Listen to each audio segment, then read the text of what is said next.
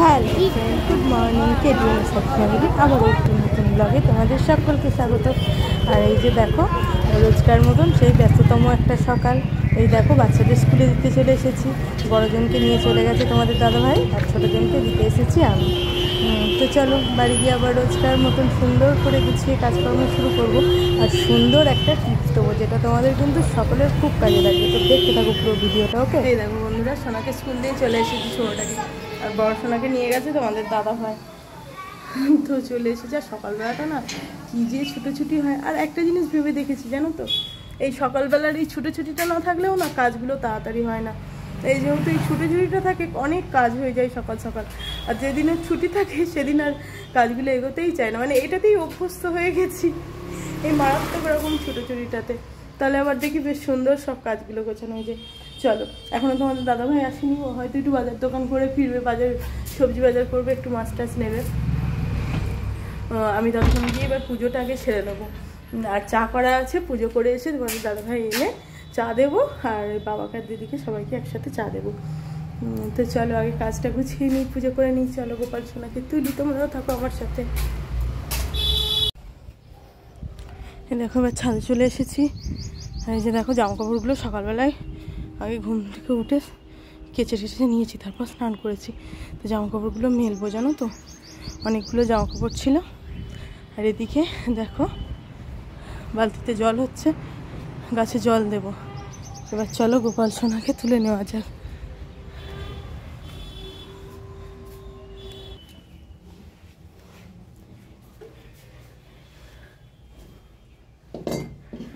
ওঠো বাবা, শোনো বাবা, উঠে পড়ো শোনা, ওঠো ওঠো ওঠো ওঠো, উঠে পড়ো শোনা বাবা আমার, উঠে পড়ো।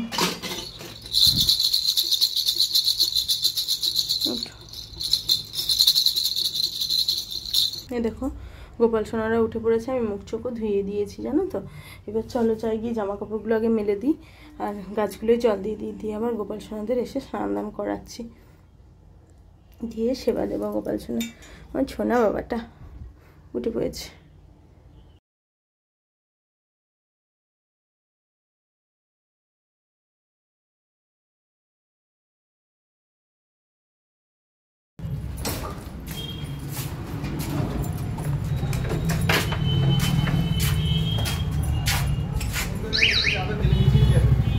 আজকে কটার সময়?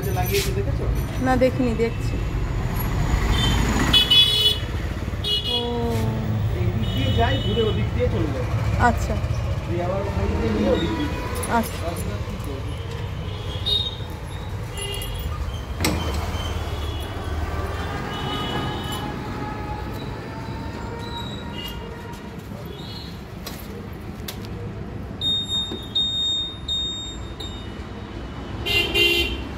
টাটা।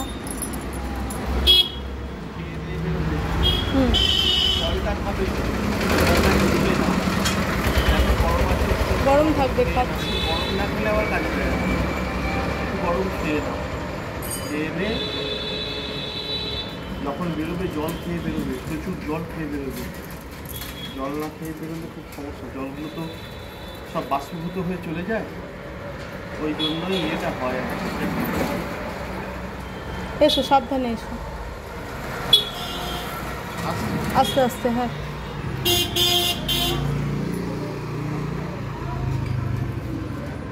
আর এই যে দেখো, রামনবমীর আজকে মিছিল যাবে।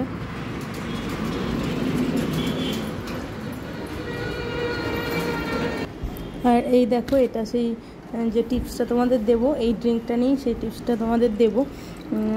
এটা অ্যাকচুয়ালি একটা এনার্জেটিক ড্রিঙ্কও বলতে পারো, আর এটা একটা ওষুধও বলতে পারো।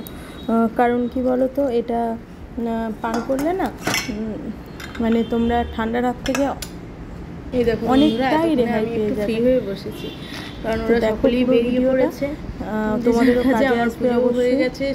সকালের জলখাবার সকলকে দেওয়া হয়ে গেছে। তো আমি আর সকালে ভাত খাবো না, একবারে সোনাদের এনে খাবো। এ দেখো এখন একটা ড্রিঙ্ক নিয়ে বসেছি। এটা অ্যাকচুয়ালি কী বলো তো, দেখে হয়তো তোমাদের মনে হচ্ছে এটা চা, কিন্তু এটা চা না কিন্তু। হ্যাঁ এ দেখো রোদে কি বেরিয়েছে মুখটায়, একদম রোদটা নিতে সহ্য হচ্ছে না স্কিনে। তো বলি আগে তোমাদের এটা কী জন্য খাচ্ছি। এটা অ্যাকচুয়ালি ওই একটা মিশ্রণ জলে ফোটানো আছে। কী জন্য খাচ্ছি আগে বলি।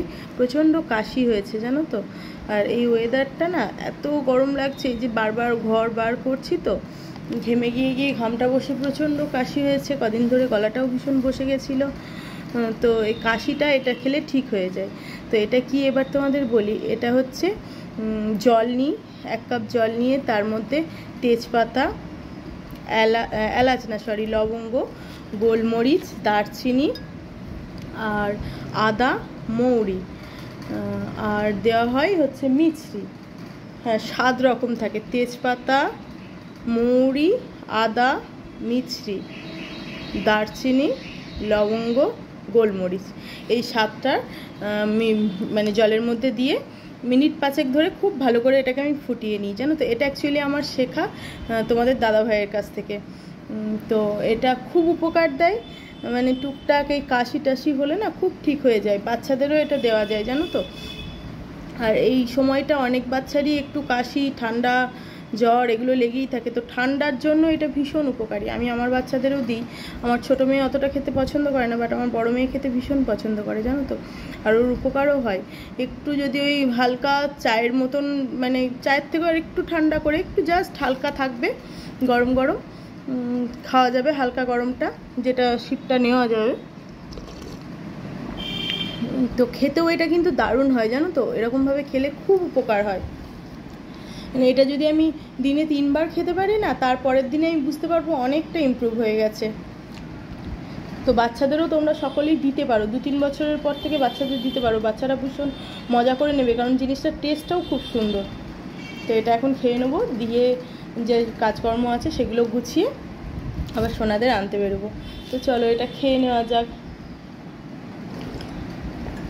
আরেকটা যেটা কথা, এই যে আমি যেটা ধরো করলাম, এই যে মশলাটা রইলো, তো মশলাটায় না আবার 2 বার জল দিয়ে ফোটানো যায়। মানে একবার করেই যে ওটা ফেলে দিতে হয় তা না, 2 বার আবার জল দিয়ে একটু জাস্ট আদা গ্রেট করে দিলে আর একটু মিছরি দিয়ে দিলে আবার সেম টেস্টটা 2 বার পাওয়া যাবে। তারপর হয়তো 3 বার ফোটানো হয়ে গেলে আর টেস্টটা থাকে না, তখন মশলাটা তুমি বেটে তরকারিতেও দিয়ে দিতে পারো তোমরা, বা এমনি ফেলেও দিতে পারো।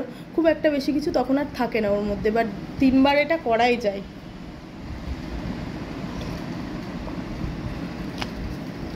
তো খেয়ে নিই চলো।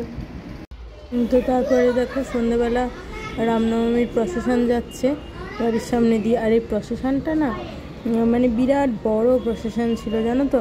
পুরো 1 ঘন্টা ধরে প্রসেশনটা গেছে। মানে এত বড় প্রসেশন হয়তো কখনো দেখিনি। দারুণ লাগলো এটা।